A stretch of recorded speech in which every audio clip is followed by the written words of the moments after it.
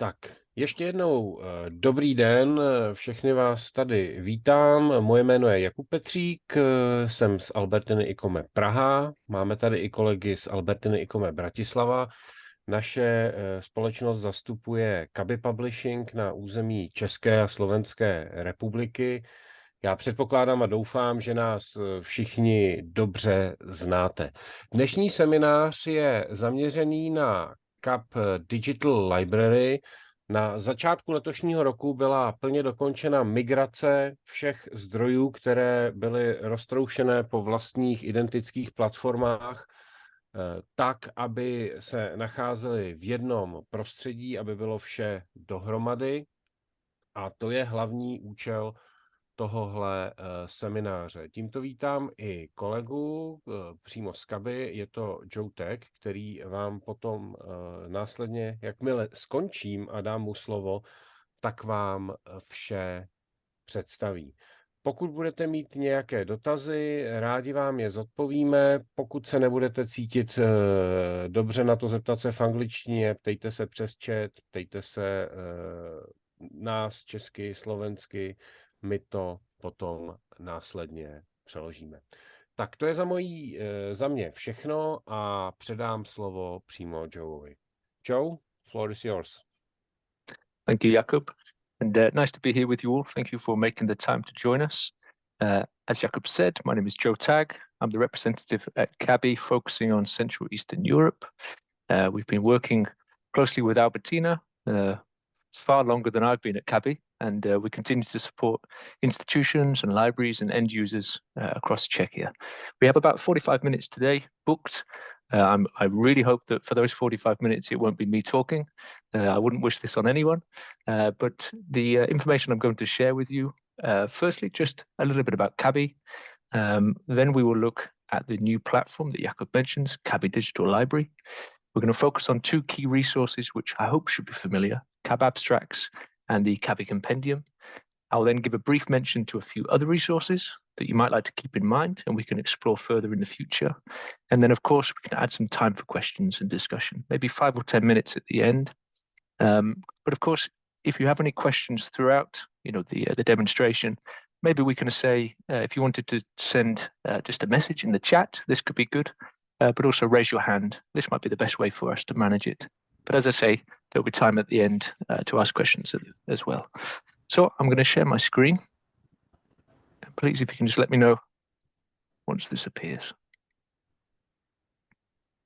Yes, we see it. Wonderful, perfect.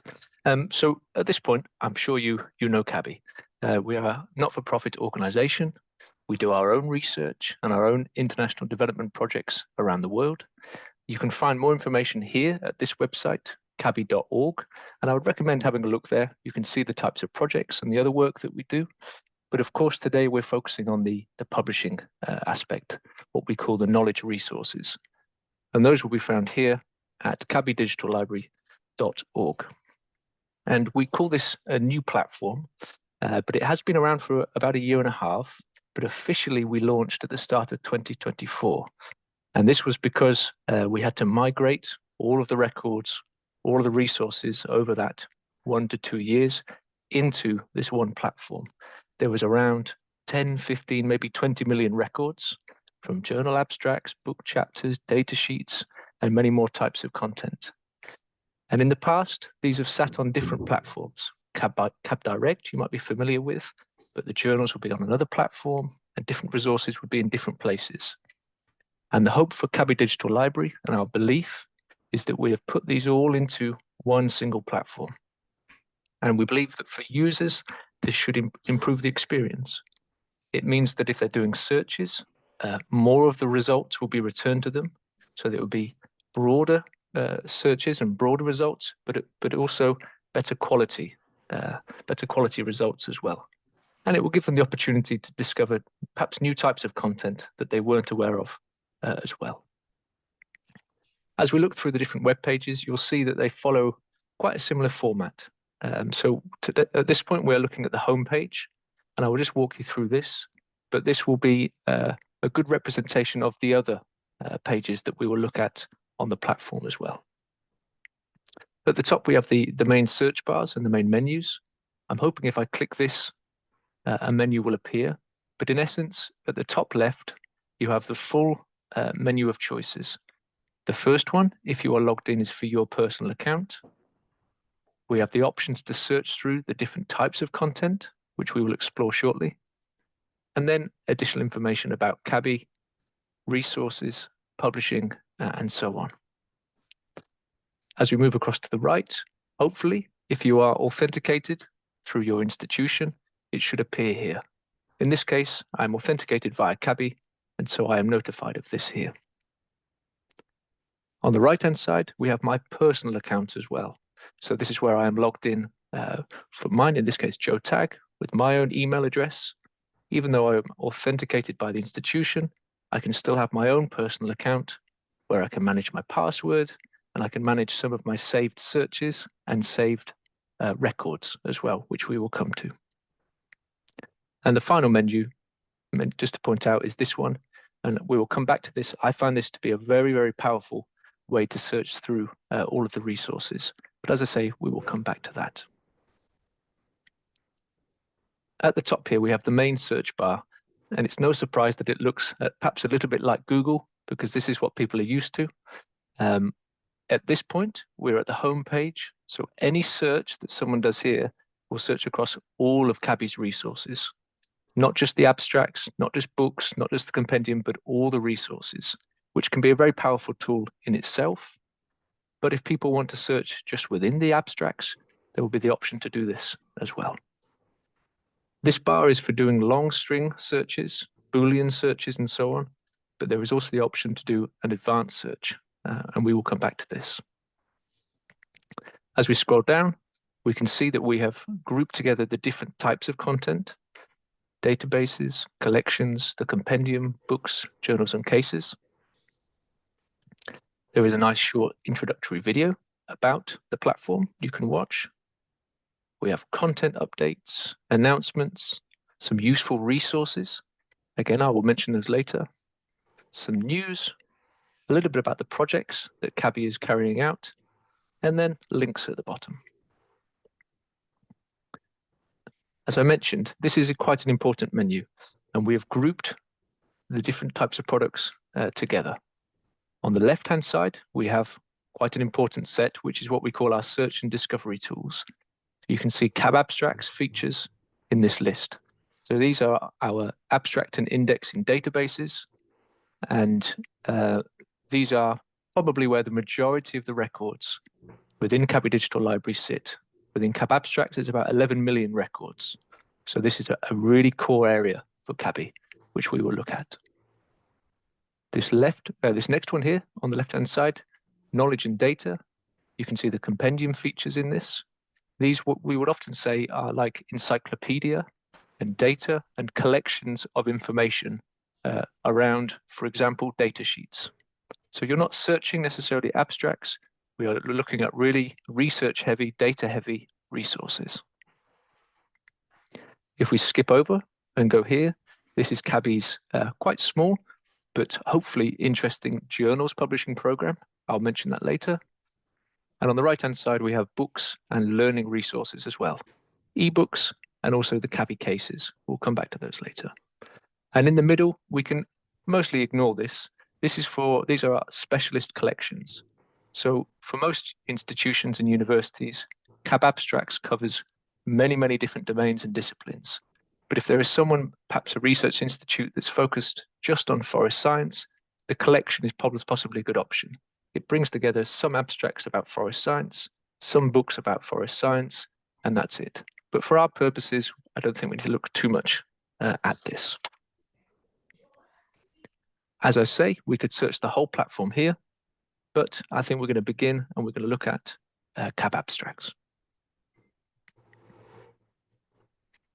So again, very similar layout. We have our main search bar here. And as it says, CAB abstracts, the leading database for agriculture and applied life science. But something that's very important to CABI is where is the cross-section, where is the overlap and the connection between the sciences and also the social sciences. And so within CAB abstracts, there are also, as we will see, many hundreds of thousands of records looking at the link between agriculture, life sciences, and economics, tourism, business, management, and so on as well. So it isn't just very specialist. It is also opening up and looking at different domains that should be relevant to ecotourism, for example, economics and management of agriculture and the economy. Within CAB abstracts, we have the abstract records, about 11 million, but we also have full text journal articles indexed within the database as well, about 700,000 full text journals. There are book chapters, conference proceedings, and a large amount of grey literature as well. And I just want to show you, when we say grey literature, what this looks like. You can see this list here.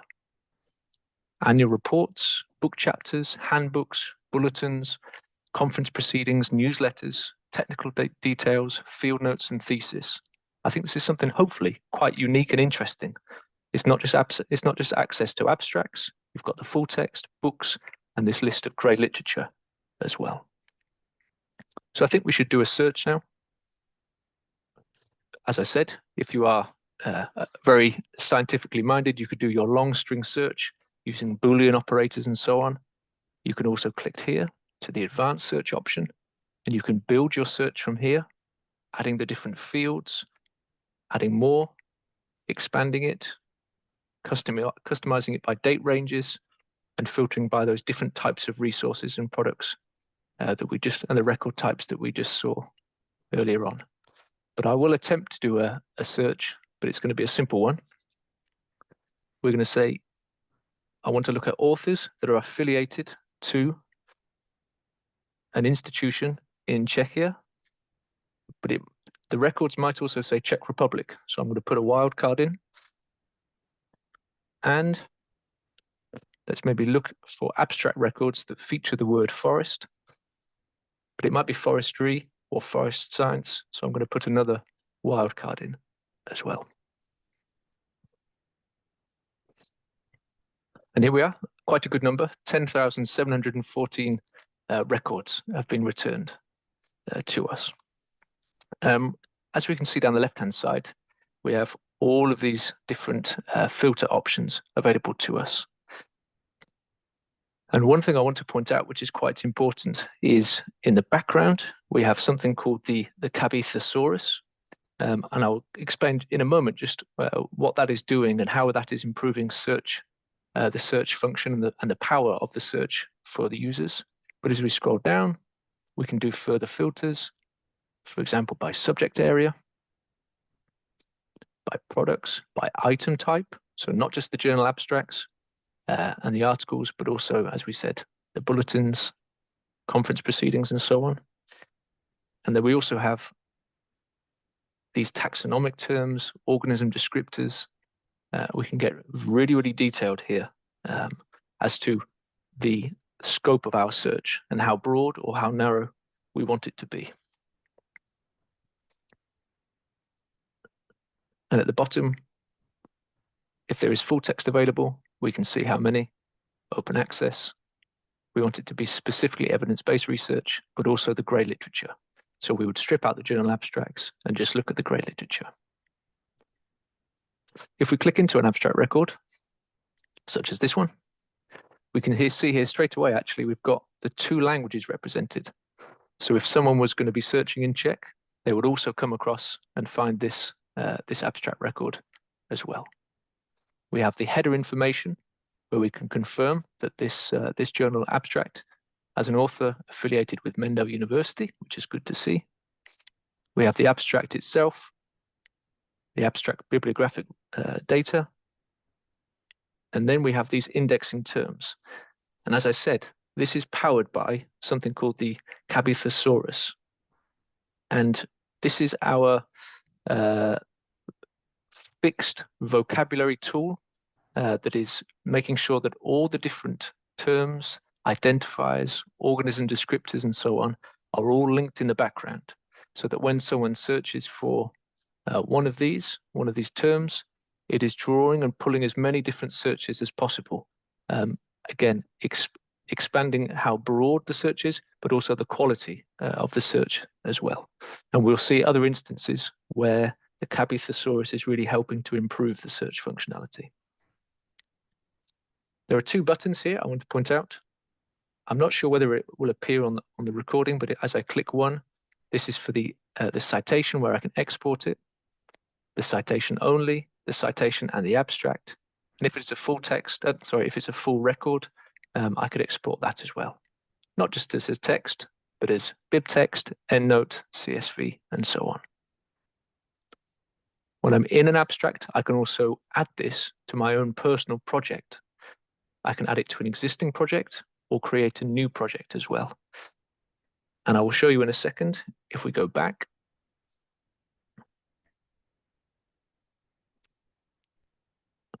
if I've done my search, maybe I have narrowed it down to something that's very precise, I could select all the records, all the journal records and the journal abstracts.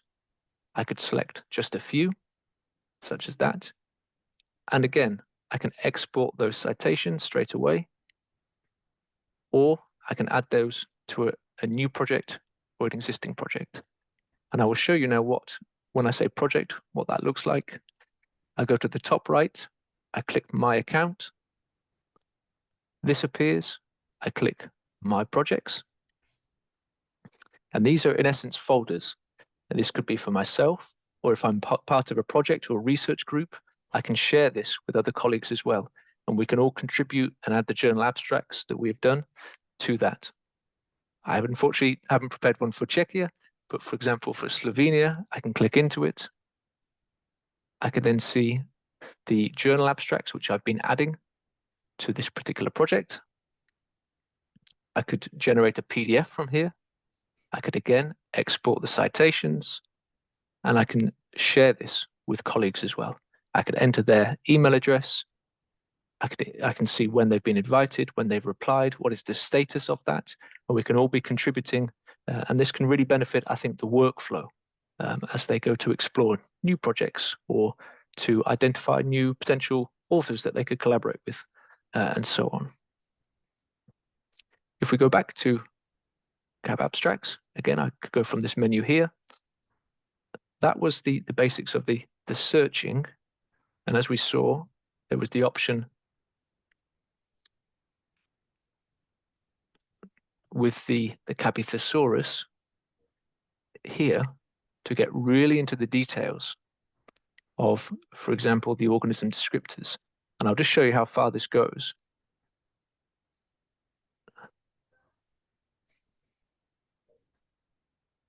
And all of these individual organism descriptors, the taxonomic tree, all of these elements are linked. So at whatever point someone is searching for, whichever level they are searching for in the genome, the genome or the phylum or the taxonomic tree, all of these records will be linked. Again, that's going to allow them to really improve the search and the quality of the search. One final thing I will mention for CAB Abstracts, if you go to the help section here, depending on whether you are an end user or a library administrator, perhaps you are both in a way, you have two guides available to you. One is the search help guide. This is going to be really helpful for doing advanced searches, the Boolean operators, some of the wildcards, as I mentioned. Every platform is slightly different. There are some techniques that apply to all of them, but this, I think, can really help people to make the most of CAB Abstracts in the databases. And for library administrators, to manage the admin side and the admin details of your institution's account on the platform, but also to look at usage and a few other bits and pieces, we have a guide dedicated for library administrators as well. And both of those, as I said, can be found on the help page on the CAB Abstracts homepage itself. So that was CAB Abstracts. I'm now going to move to another resource, which is CABI Compendium. And this is quite a different type of resource. We're looking at supporting research, training, policy development, risk assessment, decision support, and so on. we can see a similar format. We have some search, some menu options at the top. We have our main search bar. And again, if we go in here, we're going to be searching across the whole of the compendium. Or if we scroll down just a little bit, we can see we have these sub-collections. And in essence, each of these will allow you, if you were to click into animal health and production, to do your searches focused and filtered to that particular sub-collection. For a lot of people, it might be useful to do a search across the whole compendium. But for people who are very focused, again, maybe on forestry, they could click into that and do their search from there. If we scroll down a little bit further, we can see there are 3 tools available. I will mention that the one in the middle here, the pest risk analysis tool, is a paid-for tool. And so it requires access to a subscription to the compendium and is an additional purchase. But the one on the left-hand side, the horizon scanning tool, and the invasive species discovery tool, they are both free to access. And so they can be used, not just the compendium, but these additional tools as well that can help people with decision-making, with identifying different species, by looking at the distribution, the pathways of introduction, and so on. And then, as before, a little bit more information about the resource. As I say, we've got the main search bar here that we could do a search, but I want to click, just for now, to give a good demonstration, view more. What we can see here, there are 80,000 what we call data sheets, different to a book, different to a journal abstract. These are data sheets. And I just want to point out one thing, which I think is quite important. Each of these records, here's a record, here's a record. Each of them will have this icon, a padlock. I'm logged in as CABI, so I can see everything.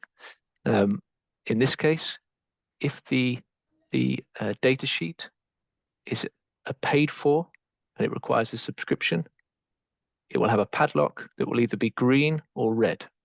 Green shows that it has been purchased, that access has been purchased and is made available. So it is green and unlocked.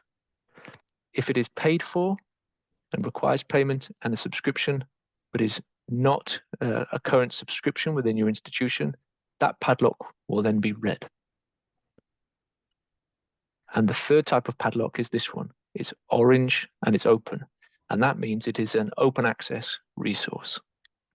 And the reason why some of these might be open access is because out of these, what do we have? 8 different collections.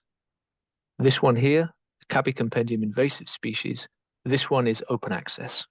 This was funded by, I think it was the European Environmental Agency a number of years ago, and they made this one, all the data sheets that are contained within that one, open access. The remainder and the rest of the sub-collections within the compendium require a paid subscription.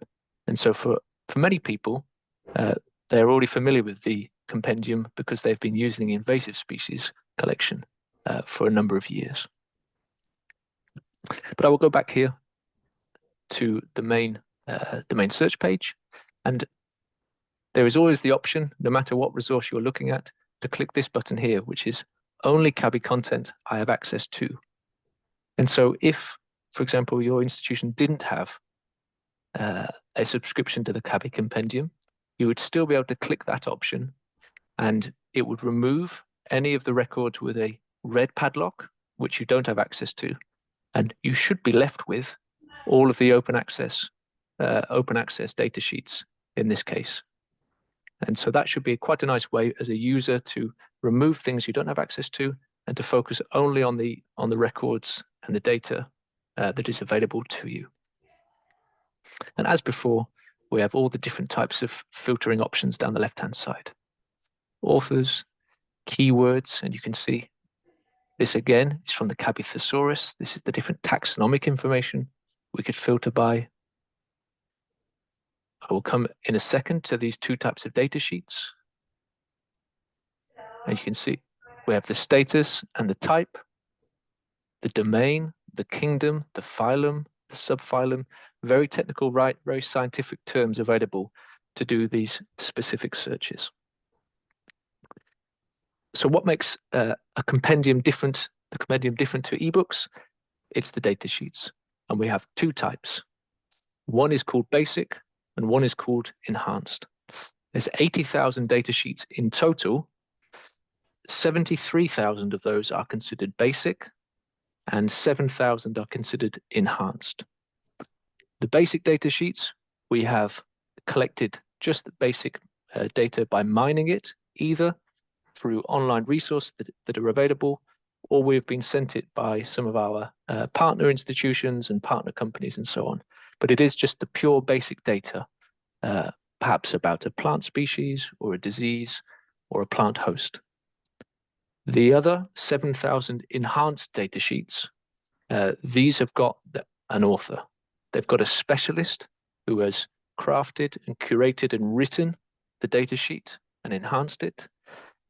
They're peer-reviewed, and you will see, as we look at them in a second, there is a huge amount of multimedia content within that, and investigation tools around distribution and so on.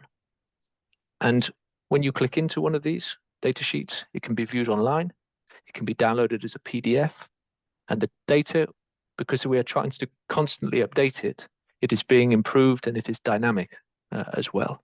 And so the aim is to have within the data sheet all the information that a user needs in one place. That is why we consider it to be encyclopedic.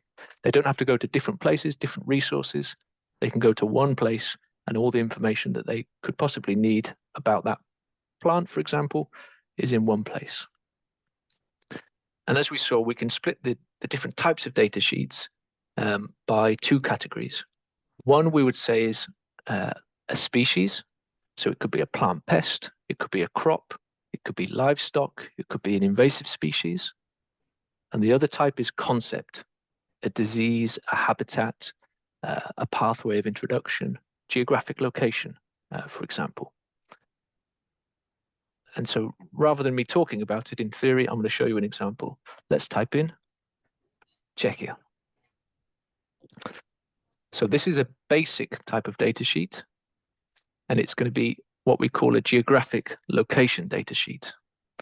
We click into it. We can see the data sheet type at the top. We can see when it was last updated. And down the left-hand side, we have, in essence, our search menu, our navigation menu, which we can click on. And that will take us through these different parts of the data sheet. And again, this is a basic data sheet. It's not been fully enhanced.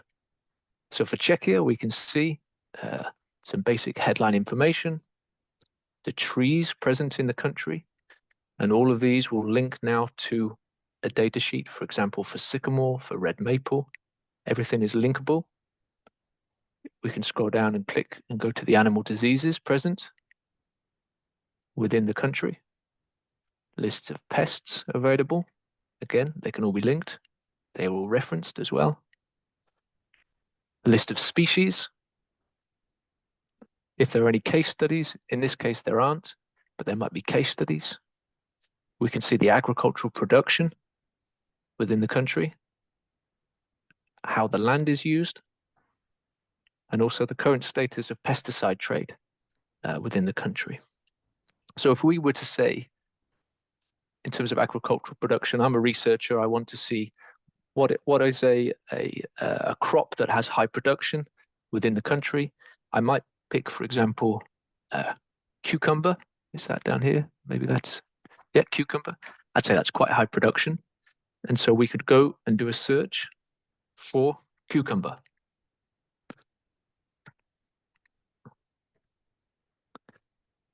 So this has now returned 559 results. That's quite a lot for cucumber. So I want to try and narrow it down to cucumber, the main type of cucumber, Cucumis sativis. So I could search now by crop type. And here it is. Here is the main data sheet that I'm looking for. And this is an enhanced data sheet. So I click into it. And you can see now, compared to the previous one, the information we have available to us is vast. this datasheet is considered a crop, host plant, but also a pest. And as we scroll down, we can see a brief overview, identifiers.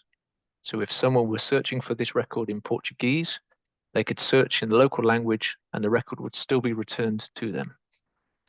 We have pictures, we have an overview, the taxonomic tree, we have references and descriptions. Importantly, I think for a lot of people, this is where the compendium is very powerful. We have distribution data as well. So here we can see where we have data available about the cucumber, this particular variant. We have the distribution table. And one of the most interesting parts for people is what are the host plants that are affected? Well, in this case, not affected by the cucumber. But when we would look in a second at a plant disease or a plant pest, that becomes very interesting. We have the biology and the ecology of this particular crop.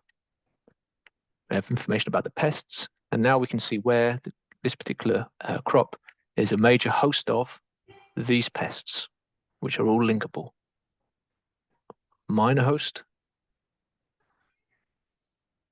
You can see all of this information, how it is used, information about the agronomy of it, cultivation, harvesting, treatment, genetic elements, cultivars, propagation, rootstocks, nutritional value, phytosanitary issues, production and trade, and then we get down to the bibliography and the references.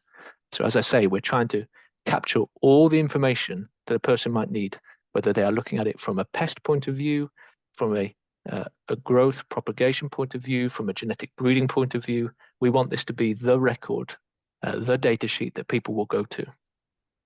But let's say we are looking at what are the pests of this particular crop. Perhaps we might pick out, for example, the beet webworm.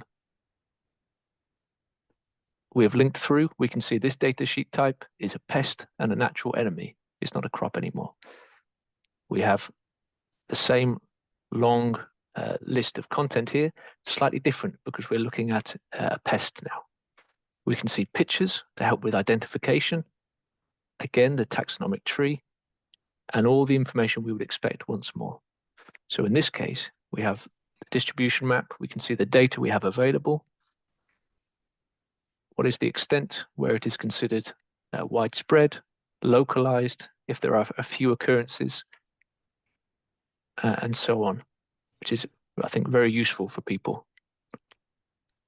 We might also want to say, where is this particular pest affecting other plants that perhaps exist and are a high production crop within Czechia? We saw that cucumber, this particular pest affects, but we also perhaps know that cabbage and cauliflowers are also a high production crop within Czechia. So I could click back into this record now, and I'm now once more in a crop and a host plant record. So hopefully you can see that very quickly the way in which we are moving between these different data sheets. And obviously I'm not a scientist, but I can see the power for people who are conducting research and projects of having this information in one place and to quickly move between these different elements. Just a few final thoughts about the CABI Compendium. Each year, about 220 data sheets are either commissioned as brand new data sheets or they are revised, because to make this a really, really useful tool and powerful tool, we need the data that exists there to be constantly updated. So I would say, of course, we want people to subscribe and to use it. But if you have colleagues and researchers, students, and so on, who perhaps are specialists and have access to data and have been doing work on these different types of crops and pests and diseases, we're always looking for authors to help commission either new data sheets or update existing data sheets. So, please feel free to share that with your colleagues. And very briefly, I'm just going to share just a couple more resources. One is Search Archive. This is to support researchers who want to report and store and share their searches. They will be logged in a consistent manner, which means they can be reviewed and reused as well as not just submitting their own, but also using other people's searches. They will obtain a DOI, so it can be cited. There's no fee, and it's open for searches in any discipline, not just agriculture and life sciences. I click in the menu again. I mentioned CABI has a journals program. We have 3 journals. They're all open access. We have Agriculture and Bioscience, One Health, and Human-Animal Interactions. Of the 3, CABI Agriculture and Bioscience, this is the only one that has received an impact factor. It received it last year, 3.9, which is quite good. They're all very new journals, so we are just at a point where we are promoting them to people. As I mentioned, CABI is not for profit, so we hope that our APCs are lower than other commercial publishers. The journals themselves are very international, and I think there could be great options for everyone, but especially for perhaps people who are earlier in their careers, their research careers as well. Just to highlight, AgriArchive. This is a free open access source for unpublished preprints within the agricultural sciences. There's no fee. Authors can make their findings immediately available to colleagues. They're not peer reviewed or edited before being posted online, but that allows for speed of sharing. AgriArchive moderates and indexes all the content to make sure that it's appropriate and that it can be easily found and shared within the community as well. We have on the right-hand side our eBooks program. We have over 1,000 eBooks now. These are in all the classic domains that you'd expect from CABI. They're available on subscription, perpetual access, as collections, as individual eBooks as well. And the final one, just to mention, we can see the different options here. These are the cases, the case studies. And we have areas around animal science, One Health, plant health, food science and technology, and tourism. And these are a newer type of resource for us. They're very practical and educational. They support study and research and practice. They are looking at particular real-life examples and scenarios that can be used in the classroom to support the students, perhaps with further education, or to improve their knowledge of industry within their career as well. It's using problem-solving skills, analytical skills, and the authors, very international. The cases themselves are peer-reviewed to ensure quality. And I will be able to share with you through our colleagues at Albertina. We can share some free-to-access case studies as well. And as you'll see, they are short, multimedia. They contain pictures. They establish learning outcomes. We have background information. We can see various references. There's all the information that the students would need to look at this case study, and then perhaps even conduct within a lecture, a group discussion, perhaps report writing, further reading, further research, and professional development. And then references and further reading are at the bottom. So if I go back to the homepage, I think that's enough of me talking. I'm going to stop sharing my screen. I can see we've got about 5 or 10 more minutes, and I will stop there and hope that there are some questions. So.